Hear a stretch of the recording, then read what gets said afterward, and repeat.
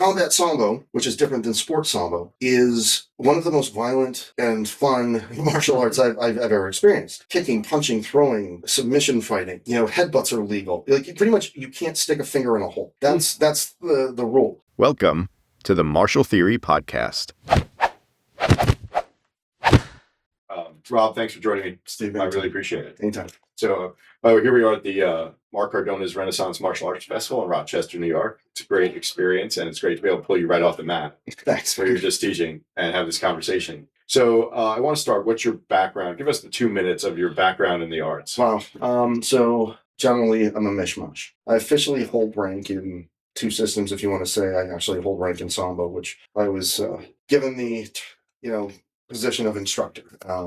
But I hold rank of Gold Sash in Mantis Kung Fu. I started in 1986 under Master Chun in Euclid, Ohio. And I'd always been a Kung Fu kid, loving watching, the old movies and Saturday morning stuff and whatever. And finally had the opportunity to go and train, and I fell in love with it. And I trained most of my life. I had a year off here or there due to work or changing positions or job, but that's just life in the way. But I've always gone back to it. And in the early 2000s, after cross-training with everybody here, and training for years with Mark after I met him, became one of my best friends, we built this kind of Sunday fun bunch of just a bunch of nut jobs and black belts and different styles, and we were just passing and sharing and learning and becoming better. And we were great friends, and then we got tons of sushi and have a ball. 2006 hits, I'm in San Francisco, and I'm looking for that next thing, and I was trying to figure out what I was. I wasn't Kung Fu anymore. I already started doing some grappling and jiu-jitsu and played with Aikido and Aiki and Filipino martial arts and whatever, and just trying to find my way. And I was a fan of Ramna One Half, which is an anime series, and they termed what their family style was anything goes martial arts. So I started this old page on, it was MySpace, and something called, it was, I can't even remember it now, but I created an Anything Goes Martial Arts page, and I found by accident some Sambo guys. And he's like, hey, I'm opening a school in Oakland, come join me. Went, found him. He shut down within a month because he got a new job somewhere. But the people that I met there, Serge Gerlach, Ben Garrett, and a whole cadre of people kept going. Serge had been doing Sambo at that point for almost 20 years. Yeah. And became one of my very, very good friends, and we started training. And that's what I've been doing ever since. I've dabbled in couch wrestling as well, but 99% of what I do is Sambo, which is really, it is anything goes martial arts. They take stuff that works, they apply it. If it doesn't work, they throw it out. It's very practical, it's very scientific, it's very functional to the body type, and that appeals to me. So, that's me in a nutshell. Serge certified me under Stephen Keffer, and their whole lineage. I've trained internationally with Igor Kuranoi or Igor Kuranoi.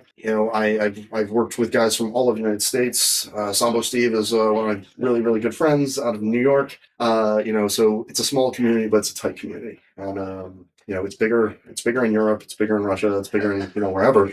And it being a Russian martial art doesn't really kind of put it in the forefront right now, due to the political climates, but I've had the good fortune of meeting great people, wonderful people. I've trained a lot at Spartak in Ukraine. Last time I was in Alushta before Crimea was annexed, Serge and I were there, and training with a bunch of friends and with Steve Keffer and all those guys, and was in Moscow before everything went sideways. And the people are great. The politics is insane. So I'll leave it at that. That's always the case, right? Yeah. So people understand, because Sambo isn't as widely known. Brazilian Jiu-Jitsu, very widely known. Yes. What's distinctive about Sambo as a martial art relative to, because we mostly call it a grappling art.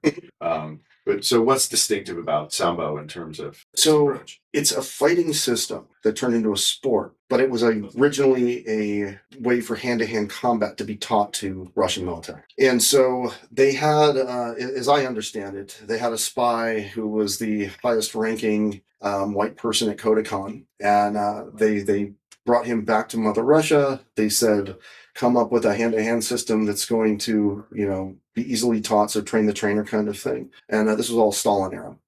And so he went in, he looked at what worked, what didn't work, what could be taught quickly, what could be taught efficiently. And they found their trainer set, and they started making sure that this propagated, and stuff that didn't work because people were getting killed or stabbed or whatever.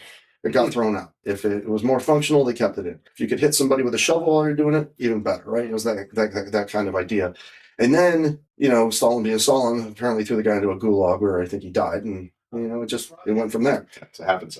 But what's different, outside of the claims of Brazilian Jiu-Jitsu and its origins, whatever mystery they may be, I think that Jiu-Jitsu all the way around came from Japan, or you can go so far as say Okinawa, whatever that lineage is, and it came from the war arts and the battle arts from the samurai and everything, and then it propagated around the world. Yeah.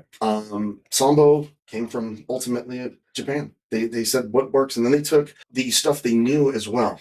Greco. They took Mongolian jacket wrestling. Yeah. They took all of the folk styles, and they applied those thoughts to it and turned it into something more. I was going to ask you whether or not Greco was there, because you can see it, I think. Oh, it is. But I didn't know if it was connected.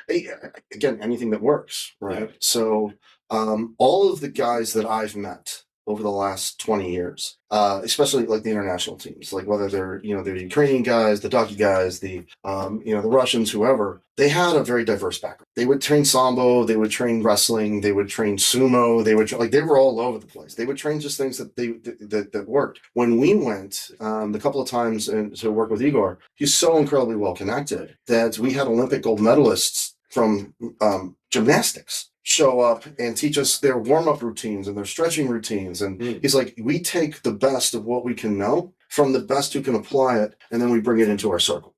And that's been that mindset. And I love that mindset because it's what I've evolved to. And I think I'm good. I don't think I'm great. I don't think I'm one of the best, but I'm happy to share what I know. And, it's a 40-year journey.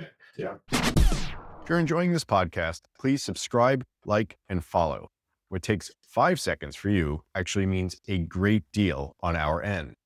More than that, nothing is more powerful in our martial community than word of mouth. So please tell other martial artists you know about this podcast. Better yet, send it to them. And if you haven't already, please check out my book, Martial Theory, which has been called The Art of War for the Martial Arts, and which is available on Amazon in paperback, ebook, and audiobook formats. And if you want to join the movement of martial artists coming together to dig deep into martial arts theory and strategy, then join us at martialtheoryu.com, where a range of senior instructors and I provide instruction, articles, live events, Q&A sessions, discussion forums, and more. Martial Theory University is also where you can see instructors interviewed here demonstrate the concepts that they discuss on the podcast. And when you join us at martialtheoryu.com, please make sure you save 20% with the code MTPodcast. Finally, if you don't want to join us at Martial Theory University, but want to support the time and effort it takes to produce this podcast, then please support us on Patreon, which you can do for as little as $5 a month. But once again, if you join us at Martial Theory University, make sure you use the discount code MTPodcast for 20% off while it lasts. And now, this week's episode. Well, I think I appreciate your perspective on the idea of just taking whatever you can from wherever you can. That's my philosophy as well, and I think that there's no, though I'm not a single stylist by any stretch or anything like that, but there's no contradiction between having a style of martial arts, but also learning from other places and incorporating. And it might be incorporating on a theoretical level, which is kind of what martial theory is trying to do. But nevertheless, it's that open-minded perspective that makes you better. But I want to get into you gave us sort of the historical distinction of Sambo. What's the energetic distinction of Sambo? You've done a lot of, you've played role with a lot of BJJ guys. You've done a lot, but Sambo feels different. It's not a defensive art.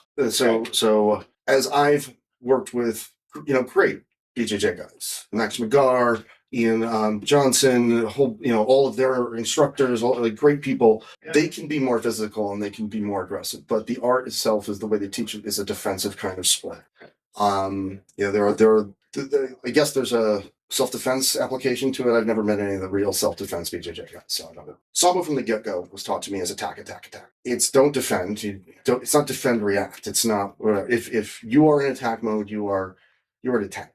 And so there's a threat. You're going in. You're taking it out. If that attack didn't work, attack that. If that attack didn't work, attack that. Now, I live like kind of by a 1-2-3 rule. Try this. If that didn't work, try this. If that didn't work, try this. If that didn't work, right? And so every opportunity that I can either create or find, I have 3 different avenues. And off of that, I have 3 different avenues. And if I have that, I have 3. And it could be going back to something that I did originally, but I'm leaving myself choices. And I found that I don't know if I distilled that out of Sambo or applied it just based upon everything else I know, but it works in some. And so you take the attack mindset, you take the fact that they start standing up, you take the fact that the jackets, it's not just like a pajama you get, right? It's built with epaulets, so it's another hook point. It's built where the belt goes through the jacket, so it doesn't slide up and down like if you were in a uniform. Yeah. Even though, they train and fight in shorts, because they don't want you just getting used to grabbing something at the legs or whatever. You're going to grab a leg. If you're going to, they do wear shoes so you can, find something to catch, but they're leather based. Combat Sambo, which is different than sports Sambo, is one of the most violent and fun martial arts I've ever experienced. Kicking, punching, throwing, submission fighting. Headbutts are legal. Like pretty much you can't stick a finger in a hole. That's the rule. If you get locked up, you headbutt the person. You can throw knees. You can hit somebody in the groin. I mean, like there's stuff you kind of do and don't want to do, but you're not going to get penalized for. Yeah. You will get penalized for poking or fish hooking or biting or things like that. Sports Sambo is a lot like judo with, the grappling aspect included. Uh-huh. And you can't just grapple and then stall and waste time or whatever. If you're not moving for position or holding position in 20 seconds, they're going to stand you up and you're back on your feet and you're fighting from, impact. And there's no punching and kicking in sport, so it looks a lot like judo, but it does go and it takes, like, you can shoot, you can throw, you can move, you get more points for what is it, like an ippon. That's a 4-point throw, but it's not like there is no ippon. You're going for duration, you're going for points, or you're going into a submission. And depending upon the tournament, submission could be as much as yelling. If it's very stoic.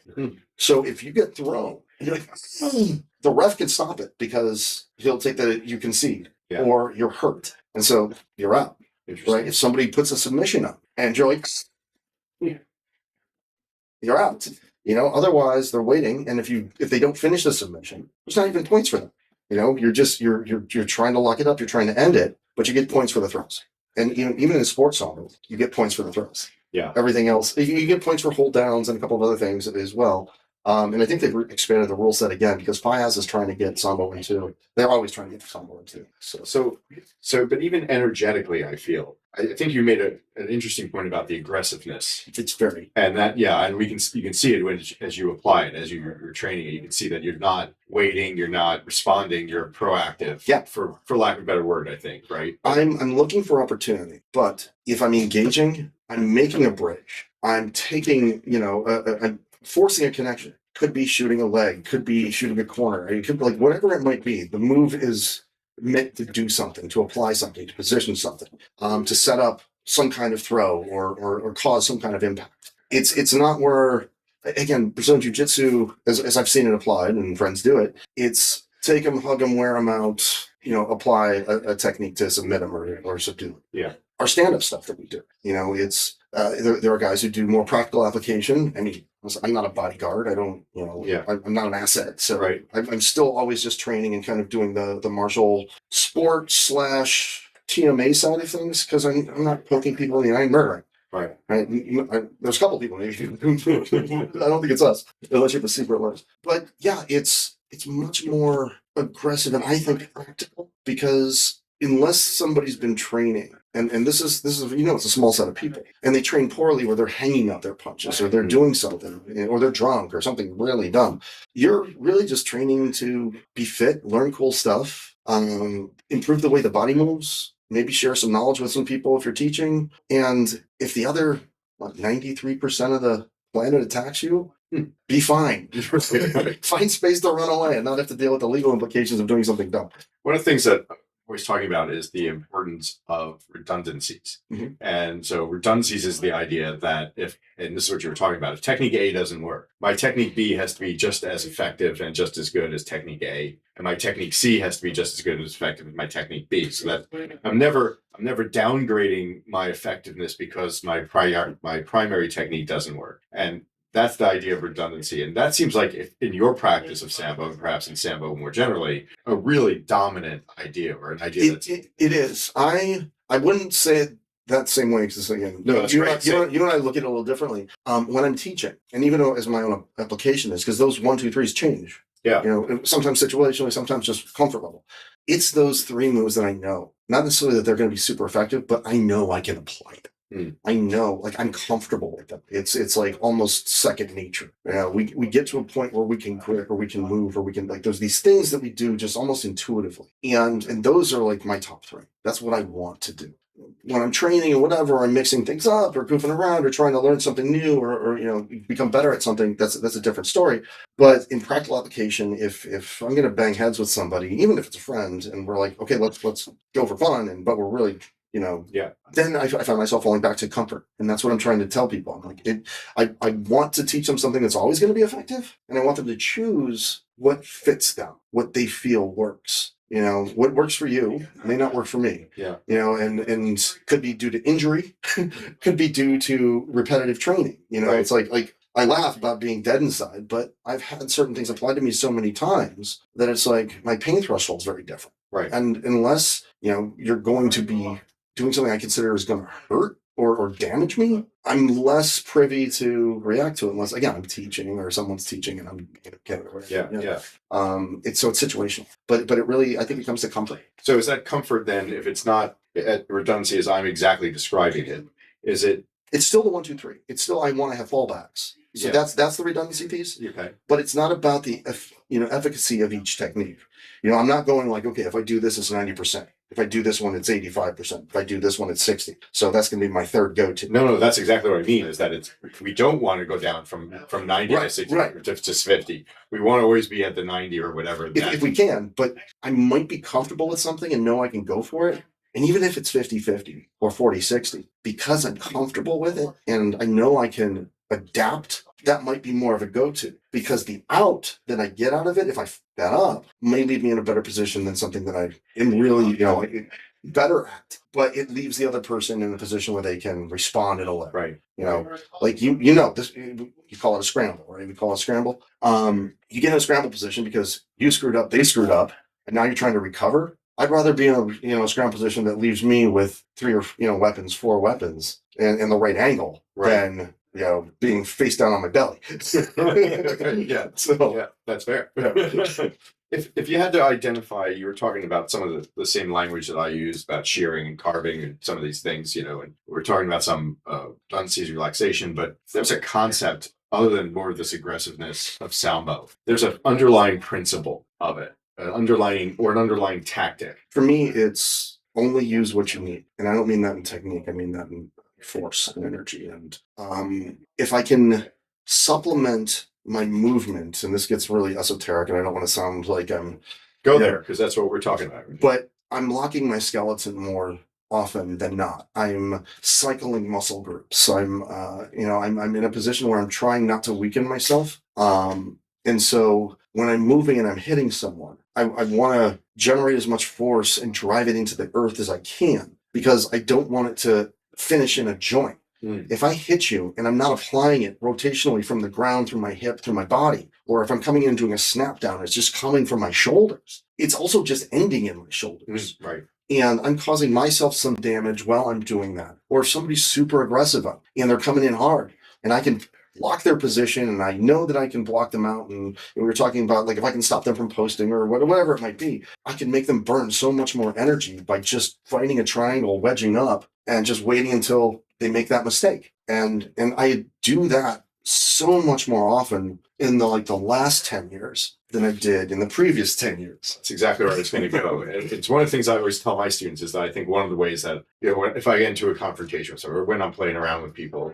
one of the things that I always want them to be able to achieve, and it's a long journey, is you win structurally before you can win other ways. Right? If I just have better structure, you gotta have time, you gotta have these other things in place. Of course, there's no one thing we can isolate, right? But it's possible, it's very important to just be able to win structurally. And that's what a lot of, I think, it's earlier in the martial arts, it's hard to understand, because you're punching, you're picking, and your punching is your arm, and your kick is your leg. And those aren't considered structural things because it's not your whole body. I'm talking about full body structure. And we were just talking about this before the interview. So, I saw you 10 years ago, maybe it was longer than that, 15 years ago, first time. It's been a while. It's been a long time. And you're moving differently now, and you're softer now. And softer, I don't mean less painful or less powerful. I mean softer in your applications from when I felt you before. And is that because you're cycling your groups, you're creating better body structure in yourself? I think so. I mean that's part of it. I think part of it's also confidence that I know that I can impose my will on other people.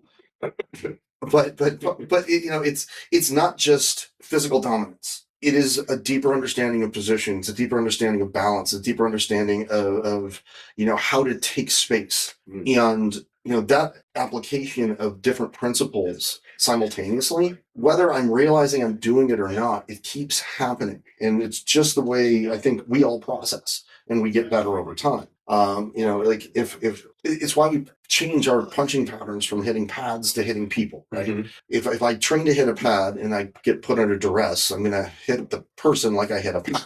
I can't do that. So now in my training, I try to add all of these different applications and vectors to it, not just on the technique, but on the situation and the parameters of the training, so that oh, you're being too aggressive, and I'm telling this to my guys, I'm like, back it off. Don't do that. Like, you're gonna do all the pushing, you're gonna do, right now you're just trying to hold them, and whichever one of you fails first, we're gonna talk about why that happened. And trying to get that understanding.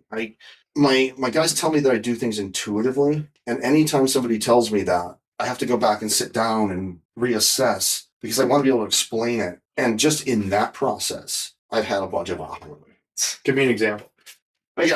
So one of the big ones was really realizing that I was cycling. I don't do a closed guard. Like, so if I'm grappling on the back and I'm going for position, and I'm holding somebody in place, I work with an open guard and I try to find position. And as I've gotten better with my balance and positioning and being able to structurally hold someone in space, whether I'm squeezing my knees in and not letting them press out, right? Which is an interesting distinction. Once I lock in, my muscle groups aren't continually locking in. I'm not squeezing. That burns me out. I lock, find position. It's like gripping somebody, but I'm no longer squeezing. I'm just holding. And so I do that, and I just stop them from opening. Right? It's a different mental process, a different muscular reaction, and I get way more energy out. Right? You're not just everything engaged. And so I've learned, and I'm just using that as an example, but I've learned over time that those engagements across the board leave me with the ability to just go.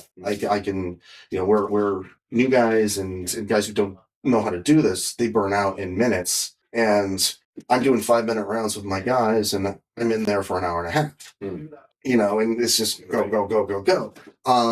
I mean, that's kind of like one, I guess, growth, but it's also like we were talking leg locks, Matt, Dave, and I, and a couple of months ago I did a seminar in Sacramento, just kind of an impromptu thing. Showed up at my buddy's school. He's like, "Hey, get out here on the floor, show these guys your leg locks." And I met him in 2012, and so this was it being 2025, 13 years later. Yeah. And when we finished, he looked at me like, "That didn't look anything like the way you first started teaching me. It's been 15 years." Yeah. I keep tweaking and adding efficiencies and realizing where I'm not making the right application. I'm making the right application. I'm searching for, I built tactile sensation kind of thing. It sounds really funny, but I'm digging for knots. I'm digging for, like, if I'm on the leg, I'm looking for bumps. I'm looking for the splits in the muscle. I'm looking for, these different spots. And I'm like, oh, there it is. And then I start applying. And my positioning has changed, where I'm way more consistent on how I apply before I start to, generate this pressure, because it's, again, like multi-vector kind of thing going on. And then how I do my lockdowns and position and then once I table the person, how I add my weight to theirs and then lifting them so that I'm creating this lever action while I'm generating force. Like, all of these things start to apply just to that one lock. And as you know, once you start digging into something, it's not as simple as somebody first said it was. No. There's all these different, and so I've been able to not necessarily master certain things, but I've gotten much more efficient. And through those efficiencies, it just gets easier to apply. It gets harder to teach sometimes, I think it becomes very hard to teach because, I can give you a sense of what information I'm getting, but it doesn't mean you're going to feel that information coming through. The same way, or even if you did get the information, you might not interpret it the same way. Yes, agreed. Great. So what is it you do to help people make that journey, cross that bridge? I've got some really unique guys that my one buddy and I, we've been friends for 22, 23 years. We get along and understand each other pretty well just because of that friendship. So we can talk about anything. He's also a programmer, so he thinks analytically. One of my other buddies, a doggy. I'm sorry, this it was back Bob. He's also a programmer, right? So we can get super technical, super scientific, and they all are geeks when it comes to physics and so we start talking about physical application. We start talking about this is the lever, this is the force, this is how we're trying to position it. Yeah. No, your vector's off. Like you got to go this. Like we start getting into like that kind of conversation versus apply more pressure in turn, right? Which doesn't make as much sense because that could be anything, right? And so we're getting more specific in the language, but it's because we know each other so well. We're talking this way. We just added a couple more people into the group. We bounce between 4 and 5 guys. I teach out of my garage now instead of having a retail space. Yeah, I had Fit Fight in San Francisco for 5 years, closed before COVID. Loved it. It was amazing. Wonderful friends, great students. I miss that camaraderie. But since then, 2 kids. Yeah. Moved 350 miles away. Right. Full-time jobs and life and this. So I got back to teaching. I love teaching. I love training. And what we didn't necessarily set out to do with this group, which it's evolved to, is it's a little pocket of weirdos learning. And, Mo has a black belt in Taekwondo that he got when he was in his late teens, early 20s. So he's got that as his background. He's turning 50 this year, right? He's been training with me for 3-4 years. Bob was boxing. He trained with me in San Francisco. He moved to Reno before I did. And then so he's retraining again. Yeah. He's dabbled in jiu-jitsu. He's used to box. So we take all of that, his practical knowledge there, and we keep adding it to the team. We just got this 16-year-old kid, and that's been the really interesting part. You trained him from a young age. You guys worked together for a long time. Yeah. Your son now taking in your footsteps, right? Right. And that teaching adults is different than teaching kids, but also trying to find a way to make them understand when they don't have that base of knowledge or the communication or understanding of physics. Yeah. It's been interesting. Thankfully he's a gifted athlete. Did a year or so of jiu-jitsu, but so he's got some fundamentals down, some positioning down, whatever. And but trying to articulate 40 years of martial opinion, I won't even call it knowledge, and then trying to make sense to a Gen Zer, it's interesting. Before we continue, just a quick reminder that if you want to see our guests demonstrating the theory they discuss here on the podcast, then join us at Martial Theory University by going to martialtheoryandtheletteru.com and make sure that you use the coupon code MTPodcast for 20% off while it lasts. Also, if you're enjoying thinking theoretically here, or even if you just enjoy thinking at all, and you want to learn more about it for your career, as a parent, or just for your own development, then please visit my Substack, Perlman Actual Intelligence, for tips, instruction, and discussion on critical thinking. Just go to Substack, Perlman Actual Intelligence. Yeah. You said you're all weirdos. I think all martial artists are weird, but we're all weirdos in some of the same ways, right? Yeah. Because there's no reason to do this for a lot of us in the modern age. It's not really the means of combat that's prevalent. But we all get out there, we're getting in pain, we're getting hit. That's a crazy. How many surgeries? Yeah, from martial arts. Yeah. What do you want? You? Trigger finger from gripping. Okay.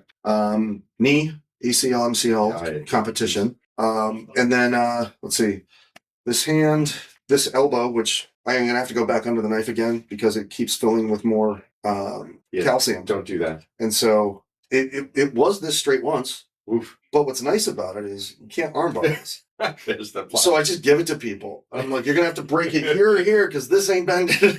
So, but what is, if we're all weirdos in that respect, what's the drive? What is it? What's the drive for you? How would you articulate what draws you to martial arts? Because it's crazy to do. Well, I was gonna say I'm crazy, but you're I think at the base of you, you're a history junkie. You martial history, martial theory, junkie. understanding where it's coming from. We all have that kind of like love of tradition and history. And I'm not the guy who wants to do kata or learn all the katas. Like I did that for a while and I realized it wasn't me. Again, one other reason I love Sambo. But everything that I can learn about the application or the principle or the chain, and then how it relates to the body and getting into the physiology of it. And not just how do I do the technique, work the technique, potentially cause damage, but ultimately, like one of the other kind of crazy parts that I love about it is, well, how do I help fix the person? Mm-hmm. Because if you're doing the damage, well, you should know at least what it takes to either repair it or to, help somebody through who's starting, right. Initially. And it's like, okay,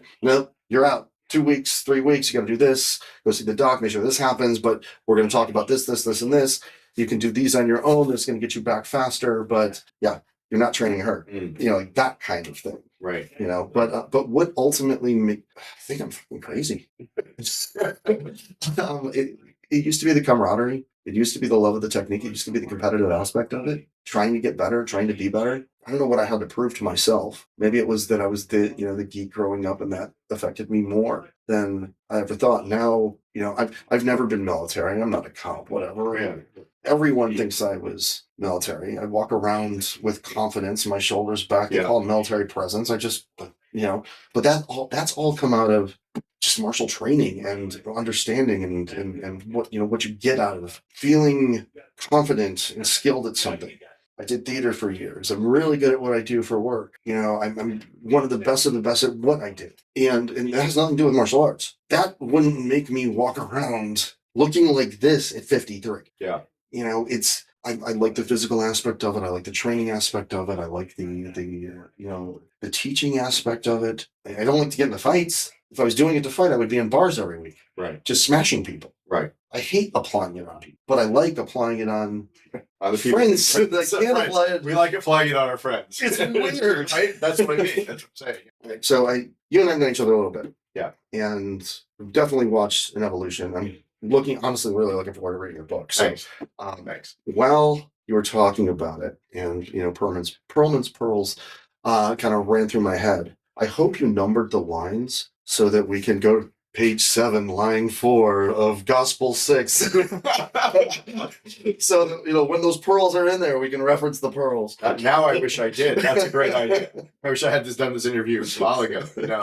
Now there are page numbers. As we can work from there. I hope so. Are you going to audiobook it? Yeah, there's an audio version. Sweet. Well. Sweet. I'll listen to it in the car too. Yeah. But that's not the specific question. We've been coming to Renaissance for a long time. And I know you're friends with Mark. And, Mark and I met years and years and years ago at Harp Karate. And we were the two Kung Fu guys. And, we were either going to be bitter enemies or brilliant friends. And I'm glad it's the latter. Yeah. And so our friendship now. Well, knowing you two, you were going to be great friends walking. Appreciate that. Yeah, it was day one at Harp was, who are you? You're not the Kung Fu guy. And, my teens, early 20s self is, I mean I'm not the Kung Fu guy. I'm totally the Kung Fu guy. The last 30 years have been history. So other than like kind of crazy community feeling of this event, I come back because I always find I love seeing the people and I love the catching up and I love this and furthering the bonds, which again, it might be why I love the martial arts too. Deep down, it's not just my friendship from Mark. He can find anybody to come and teach, but it's the camaraderie and then it's the brilliance of everyone's skills and how well they share and the evolution of their teaching and their techniques. What draws you to it here? Like, why are you coming back too? I just want to make sure I'm not just crazy flying across the country to. Well, I can't say you're not crazy, Rob, but a lot of it is the camaraderie, and the reason I think there's a different kind of camaraderie in martial arts than there is in people who are playing tennis. Is that this is intimate. We're all over each other physically, but there's also an intimacy in terms of trust. Because you could have snapped people today that you were working with, and I could have broken people today that I was teaching, and we didn't. But then I was also in a position where I could have been broken. You've been in a position where you could have been broken, right? So we really have to trust each other. We have to know each other on that level and believe in each other in a certain way. And I think that's it. And then for me, there's also something about. I love being able to share. And I think it's important to share. You're a natural teacher, man. Thank you. I appreciate it. It's a great compliment. But I also think coming back to an environment and seeing people I've worked with before and having to translate some of what I'm doing now into language that can work for them teaches me to be better. And that's one of the things that keeps drawing me back to doing seminars. And I don't do as much as I used to, but that's really an attractive part for me because I find that I have to rethink. And then seeing other people teach makes me hear things in ways like you explained something today, just right in the interview about redundancies. That's great, right? I don't care if you use my language or if my way of describing it fits you perfectly. You brought a nuance to it that's different than how I would describe it. So it's very similar. Yeah, but that's all right. The differences are good, right? So you've been around a long time now. You've been teaching a long time, and you're going to be you've always been a good teacher, but you're a much better teacher now than you used to be. Exactly. And I don't mean that you were a poor one before. But if your craft as a teacher didn't evolve, that would be an insult, right? So I'd love to know. What's a piece of advice you would offer to other instructors who are listening, perhaps younger instructors or even instructors who are your age? But what's this thing that an insight you have into teaching that maybe is going to resonate with them or not, or a piece of advice that you're willing to put out there into the world about teaching the martial arts? Practice. Be truthful to yourself. Don't watch a YouTube video and try to teach what you watched on a YouTube video. There goes my whole repertoire. But it's take the application. Get some functional testing with it in your own, in your own system, your body, your the way that you like to prove things. Figure out how you can speak in the most common terms that you're trying to talk to a 16-year-old kid who doesn't have a physics background. Right. They don't get high math. All right, so if you can distill something complex down, if you can simplify something, then you're progressing, you're making steps forward. Making things simple is hard. Yeah. And getting across concepts and then practical application of something just with words is nearly impossible. You have to show, you have to share the feeling, you have to be as interactive as you can. And the medium will allow you. Like you can't do it on YouTube, but you can describe it unbelievably well. You can go overboard. And I'm a gregarious, wordy son of a bitch. When you're presenting something, yes, add humor, add your personality to it. Be sure to not just be crazy stoic. Yeah. But give the techniques and the concepts the time to settle in, and know that people are going to leave with 20 to 30% of it. Right. And so focus on the things that are important. Reinforce the things that are important, and then go over the things that can get better the next time, and then keep doing that. But I love your point about simplicity. First of all, because I totally agree with you as an educator that you can't explain something simply, you don't know it, right? And the instructors who say, I can't really, that's too advanced, I can't explain it to you. And there are things that are advanced that we can't. We were talking about that. It takes a long time. Yeah, my body's going to feel things. Your body's going to feel things that other people's body isn't. And there's only a limit to the degree to which you can articulate that, and that's part of the martial arts. But some articulation of it should be able to start to occur, right? Yes. And if you can't do that, and I think something that people miss also is that no matter how simply I distill an idea, like I was just talking about, shearing energy today, we're joking about it afterwards, but it doesn't matter how simple I make it because people still have to be able to apply it. They still have to take it into their body, and that's going to be a process, and they're not really going to understand until they do it. So I really appreciate that point that you're making. Last question for you. People around the martial arts world are listening to this podcast. I don't know how many. I'm afraid. I'm sure it's going to be billions and billions. So if you had a message for posterity out to the martial arts community as a whole in the world, what would you say? Mix it up. Go meet people. Go to different dojos. Go to different countries. Go find the best instructors that are available to you. And if you can, befriend them. If you can learn from them, learn from them. If you can go to seminars, go to seminars. Don't be monotheistic. There's a lot to learn from anyone's individual art, but there's more to learn from a lot of arts. And fundamentally, or I should say foundationally, the more you explore, the more you realize the body only moves so many ways. And we're all climbing the same mountain on different paths, and we're all going to meet at the top. Yep. So if you can find a way that works for you, that's going to get you up the hill a little faster because, oh, the Filipinos do this differently and it resonates with me. Apply it. And if your instructor says, don't do that in my gym or my school or whatever, because that's not what we do, maybe it's time to kind of find a new person, because martial arts, I believe, should be adaptive, and it should be personal, and it should be something that grows with you. So that I would leave that as my thought. It's a great one. Thanks very much for joining me today. It's been an honor. Thanks, man. Awesome to see you. Please share the work we're doing here with other martial artists, and of course, please subscribe and follow. To see instructors interviewed here demonstrate the theory they discuss, join us at Martial Theory University by going to martialtheoryu.com and make sure you use the discount code MTPodcast for 20% off while it lasts. Finally, if you generally enjoy thinking and want to learn more about it, then please join my Substack, Perlman Actual Intelligence.